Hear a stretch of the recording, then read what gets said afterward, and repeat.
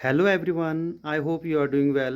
पिछले वीडियो में हमने डिस्कस किया था डूअर, और डूअर के बाद जो बहुत ही महत्वपूर्ण सीखने का होता है वो होता है हेल्पिंग वर्ब। हेल्पिंग वर्ब इसको इसलिए कहते हैं क्योंकि ये जो है हेल्प करता है। किसकी हेल्प करता है? ये करता है हेल्प, मेन वर्ब की हेल्प करता है। तो जो मुख्य क्रिया होती हैं उनकी ये सहायता करता है, तो इसलिए इसको कहा जाता है सहायक क्रिया।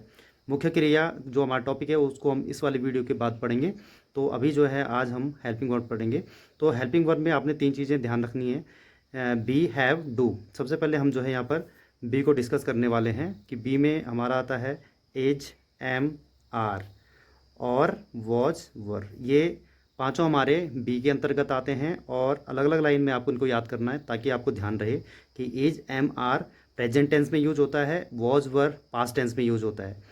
और किसके साथ यूज होता है ये ध्यान रखना है, मेन वर्ब के साथ। और मेन वर्ब की कौन सी फॉर्म आती है यहाँ पे? जो है मेन वर्ब की, जो मेन वर्ब होता है उसकी आईएनजी फॉर्म आती है। जब कभी आपको कहीं पे एज, एम, आर दिखेगा तो उसके साथ आईएनजी फॉर्म आ रही होगी, इसका मतलब उसमें कुछ कार्य हो रहा है।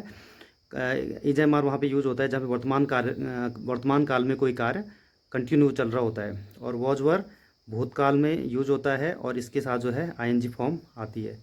तो आईएनजी फॉर्म मतलब वॉज, वर आया होगा, आईएनजी फॉर्म आएगी, इसका मतलब ये भूतकाल में ये काम चल रहा था। तो बी के बाद हमारा आता है हैव। हैव में हमारे तीन चीज़ें आती हैं जिसमें हैज़ है, हैव है और हैड है। हैज़, हैव हमारा प्रेजेंट टेंस में यूज होता है और हैड हमारा पास्ट टेंस में यूज होता है। तो हैज़, हैव के साथ यहाँ पे वर्ब की जो थर्ड फॉर्म होती है वो यूज होती है, मुख्य क्रिया की थर्ड फॉर्म यूज होगी। और हैड के साथ भी मुख्य क्रिया की थर्ड फॉर्म यूज होगी। इसमें जब भी कोई काम हो, वर्तमान काल में किसी भी कार्य को हम पूरा कर चुके होते हैं तो उसके लिए हम हैज़ और हैव का इस्तेमाल करते हैं और उसके साथ वर्ब की थर्ड फॉर्म का इस्तेमाल करते हैं। और हैड भूतकाल में कोई काम हम कर चुके थे उसके लिए हैड का प्रयोग करते हैं और उसके साथ वर्ब की थर्ड फॉर्म आती है। उसके बाद हमारा है हेल्पिंग वर्ब में डू। डू के अंतर्गत दो, ये तीन चीज़ें हम देखने को मिलती हैं। डू हो गया, डज हो गया और डिड। डू, डज हमारा प्रेजेंट टेंस में यूज होता है और डिड हमारा जो है पास्ट टेंस में यूज होता है। अब ये भी मैं आपको बता दूं कि इसमें डू और डज जो है, जो अफर्मेटिव सेंटेंसेस होते हैं, जो सकारात्मक वाक्य होते हैं, उनमें डू और डज का इस्तेमाल नहीं होता है। डू और डज का और डिड का, इनका इस्तेमाल जो है हमारा होता है। ये तो जो हमारे नेगेटिव सेंटेंस होते हैं, एक तो हमारे नेगेटिव सेंटेंस बनाने के लिए इसका इस्तेमाल होता है। दूसरा जो हमारे इंट्रोगेटिव सेंटेंसेस होते हैं, इंट्रोगेटिव सेंटेंस बनाने के लिए इसका हम इस्तेमाल करते हैं। मतलब एक तो हम प्रश्नवाचक वाक्य बनाने के लिए और एक हम जो है नकारात्मक वाक्य बनाने के लिए। तो अब इनको नकारात्मक वाक्य बनाने के लिए जैसे डू है तो इसको हम कर देते हैं डू नॉट। डज है तो डज को कर देते हैं हम डज नॉट। और वैसे ही जो है नकारात्मक सेंटेंस बनाने के लिए डिड से हमारा क्या हो जाता है डिड, और डिड के साथ डिड नॉट लगा देते हैं। प्रश्न वो कैसे बनता है? इसमें हम जो है डू, डज, डिड इन सबको जो है पहले इस्तेमाल करते हैं। तो सहायक क्रिया के अंतर्गत से अब इसमें आप देख रहे होंगे कि यहाँ पे जो है सबसे पहले हमने देखा इज, एम, आर। तो इज, एम, आर कहाँ पे यूज होता है? तो इज, एम, आर जो है हमारा, इज हमारा जो है यहाँ से आपने ध्यान रखना है कि ऐसे होता है सिंगुलर। आप ये मानो जहाँ पर भी सिंगुलर की बात हो रही होगी तो वहाँ पे जो है एस का ये इज वाला इस्तेमाल होगा। और ये जो है सिंगुलर का मतलब ये हो गया हमारा ही के साथ, शी के साथ और इट के साथ, और ये जो हमारा सिंगुलर इसके साथ हमारा होगा यूज इज।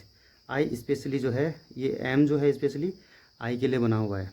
आर जो है हमारा we, you, they, we, you, they और प्लूरल, इसके साथ हमने इसका इस्तेमाल करना है। वैसे ही वॉज, वर में देखो ऐसे है तो ऐसे का मतलब सिंगुलर। सिंगुलर मीन्स ये जो हमने यहाँ पे अभी देखा कि ही, शी, इट और सिंगुलर। वर हमारा जो है, और इसके साथ एक चीज़ और ध्यान रखनी है, आई, वो ये वॉज जो है आई के साथ आई के साथ भी आता है। उसके बाद वर हमारा जो है वी, यू, दे, प्लूरल। वैसे ही हैज़, हैव, हैड में भी आप समझ सकते हैं कि देखो यहाँ पे दो हैं। एस है तो इसका मतलब सिंगुलर के साथ यूज होगा। इसका मतलब क्या है? ये होगा यूज ही, शी, इट और सिंगुलर के साथ। और ये होगा यूज आई, हैव यूज होगा आई, वी, यू, दे और प्लूरल के साथ।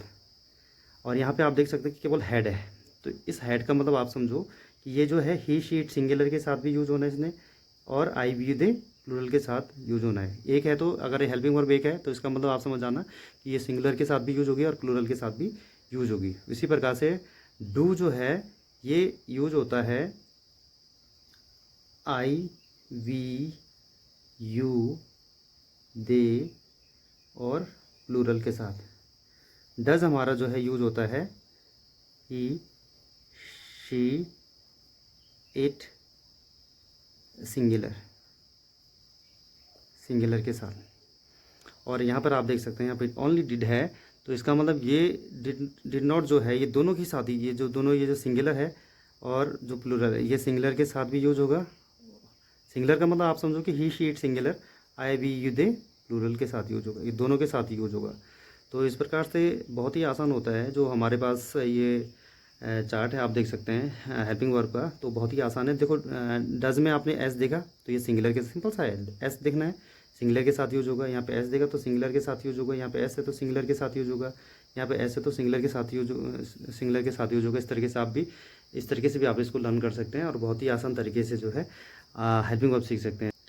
तो आज के वीडियो में हमने हेल्पिंग वर्ब सीखा, और हेल्पिंग वर्ब के बाद हम जो है मेन वर्ब सीखेंगे। मेन वर्ब भी जानना बहुत ज़रूरी है, क्योंकि मुख्य क्रियाओं के अंदर ही हम ये सीखते हैं कि कोई भी कार्य करना, एक्शन जो वर्ड होते हैं मुख्य क्रिया हमको वहीं सीखने को मिलेगी। मुख्य क्रिया में ही हम जानेंगे उठना बैठना खाना पीना रोना धोना, ये सारी जो भी एक्शन हमारे होते हैं ये मुख्य क्रिया में होते हैं, और मुख्य क्रिया को सीखना बहुत ज़रूरी होता है।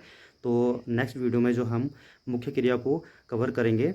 तो आपको अगर मेरी वीडियोस पसंद आ रही हैं तो इसी प्रकार की और वीडियो के लिए आप मेरे चैनल को इंग्लिश को सब्सक्राइब कर सकते हैं, और यदि आपको वीडियोस पसंद आती हैं तो उनको लाइक कर सकते हैं और अपने मित्रों के साथ जो है उसको शेयर भी कर सकते हैं। तो आपको मिलते हैं हम नेक्स्ट वीडियो में।